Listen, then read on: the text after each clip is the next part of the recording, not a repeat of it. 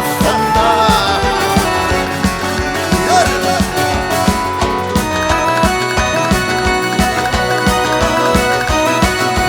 Bu dinin sözleri yönü sözlerdir, kerem-i kiramandır, tefim vardır.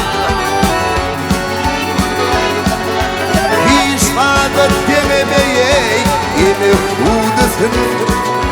Ol beyik muhadır ey, ol beyik sağdır.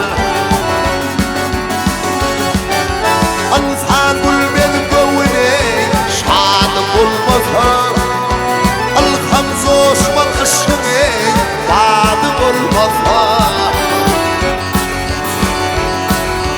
Ağam yatan çağrayı upağı dermi, ene hudusun neye sadı olmasa.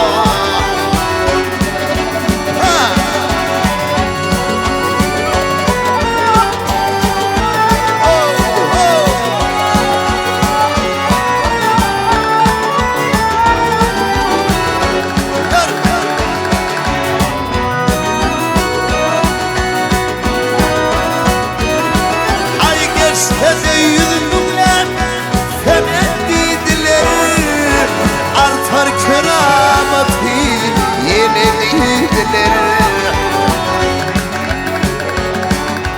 Dünyanın aklı halklarının dilinde en ovudun sözeye yenildiler.